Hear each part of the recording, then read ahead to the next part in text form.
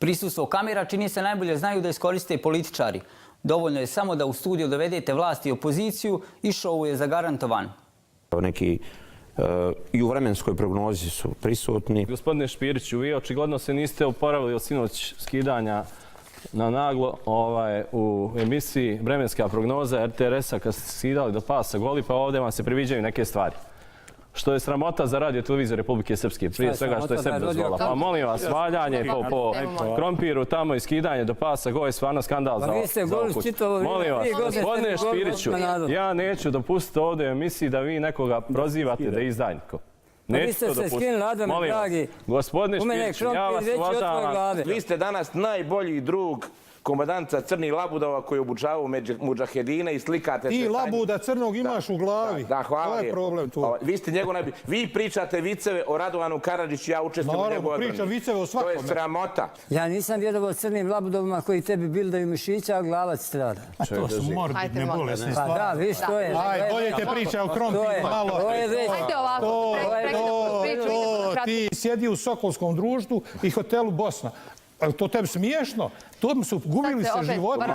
Samo su se gubili životi. Vi ste, gospodine Metinću, nepristojni lažov. Ti si, Stevandiću, čovjek za sve prilike. Ti si djevojka za sve, udavača za sve momke. Ne moramo. I nema kome se nisi dodvoravao, kome nisi poltronisao, za koga nisi radio i koga na kraju krajeva nisi izdavao. Sjeća se da je premijer Vučić rekao je došao ovdje samo sa magarac ne mijenja. Ne šukala, nemojte to. Nema razloga. A mislite da tako popite tabletu pa smijete čoveče. Da ne došao ovdje da tvoje frustracije budete podnositi.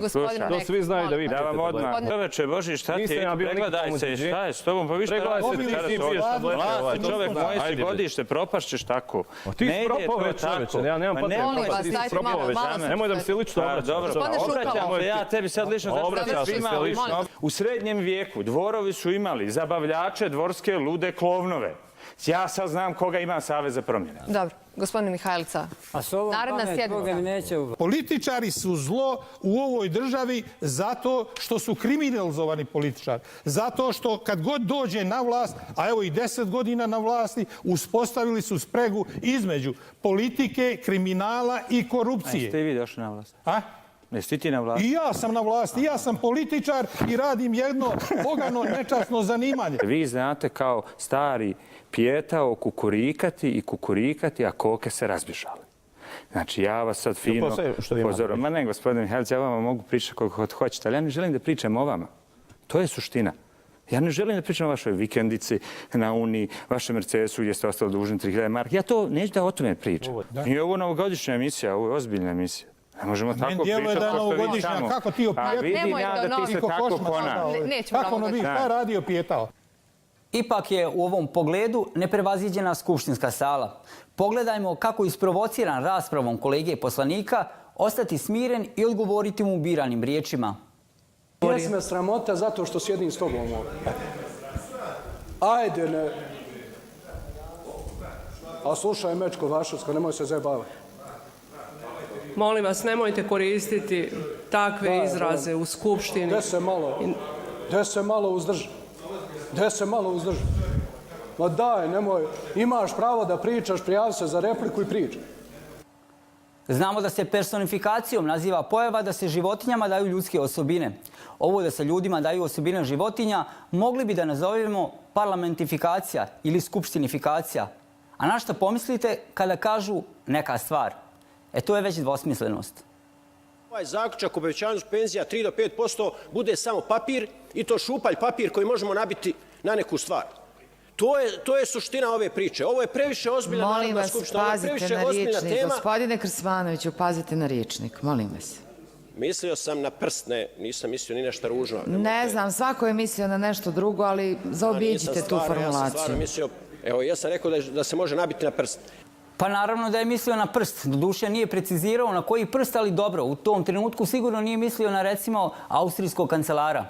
A kad smo kod Austrije, sigurno ste čuli da predsjednik ove zemlje ima psa. Ne mogu se sjetiti kako se ono zove, nebitno, ali upozorenje našim političarima, ako budu išli u posjetu zvaničnoj Austriji, da se čuvaju psa. Da li je to uopšte važno? volim životinje i imam kućne ljubimce. Isto tako pripadam onom broju ljudi koji se služi proizvodima od životinja. Bez obzira da li neko voli ili ne voli životinje, treba da se pazi. Što bi jedan od ministara rekao, pazite. Pazite, ja sam bio tu mnogo uključen. Pazite, to je stvar medicinske etike. Pazite, o prenosu nadležnosti, to će reći pravnici. Pazite, ja tu detalje ne znam zaista i teško je ulaziti tu po dubini. Pazite, svi moramo pomoći realnom sektoru. Pazite, ja ću, naravno, odgovorit ću na vaše pitanje. Pazite, činjenica da smo mi kroz novu zakonsku regulativu, pazite, u odnosu na projekciju, u odnosu na budžet Republike Srpske, koji je negdje oko 3 milijarde maraka. Pazite, ovo bi isto bilo kao kad bi, na primjer, voditelj postavljao jedno te isto pitanje svojim sagovornicima. Da li bi to bilo normalno? Da li je ovo normalno? Evo. Vi ćete vjerovatno reći da je to nešto iz iste grupe lijekova, ali je li to normalno? Da li je to normalno? Nije normalno. Gospodine Duduhoviću, da li je to normalno? Pa naravno da nije normalno. Pojedini sagovornici vole takva pitanja koja postavljamo i kolega i pazite, jedva čekaju da ponovo gostuju u emisiji koju on vodi. Da li je to normalno? Nije normalno. Da li je normalno pitanje koje bi mogli da postavimo u sljedećoj situaciji? I to, da li je normalno koliko smo humani? Pogledajmo insert gdje starija osoba ide ulicom i spotakne se. Svaka čast mladim ljudima koji su pomogli da ustane.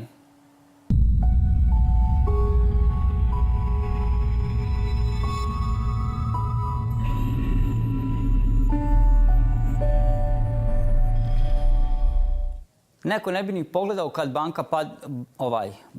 baka padne, lapsus. Nisam jedini koji se zna zbuniti pred kamerama.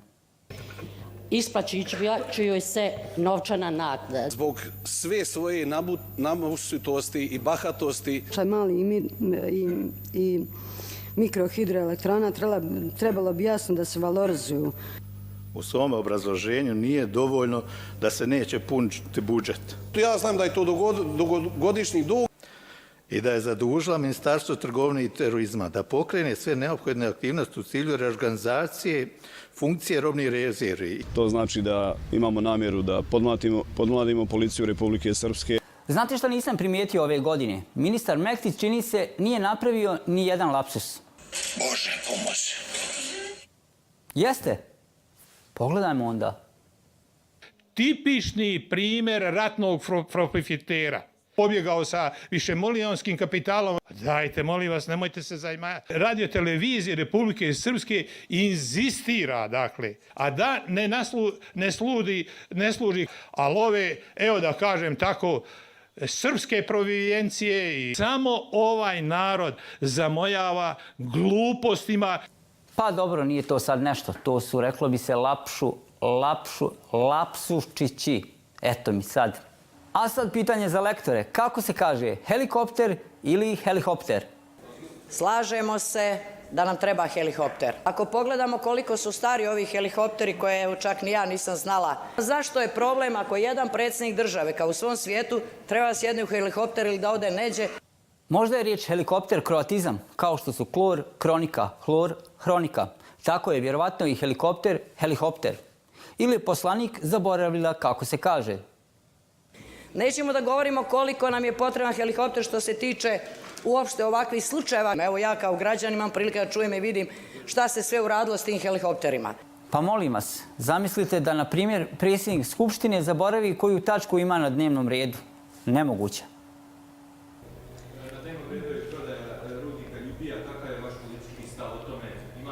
Na kojem dnevnom redu? Na čijem dnevnom redu? Nije, to nije na dnevnom redu. Ne, ja ništa ne očekujem to kad vlada uputi. Ja vam kažem da nije bilo, niti je upućeno, niti je došlo, niti je bilo. Nije bilo na Skupštini, sad smo kolegijum završili. Ja se izvinjavam.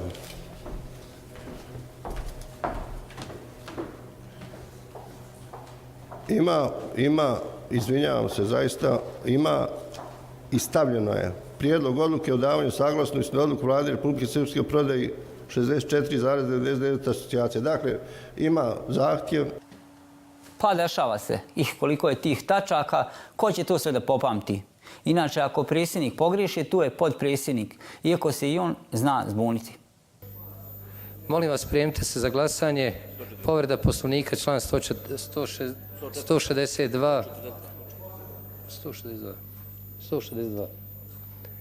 Član 162, je li tako, gospodine Šukalo? Vraćamo se dnevnom redu.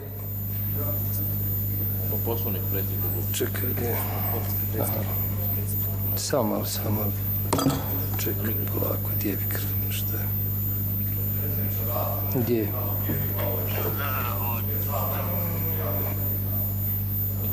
Mikrofon, dobro. U redu je, nastavljamo sa radom.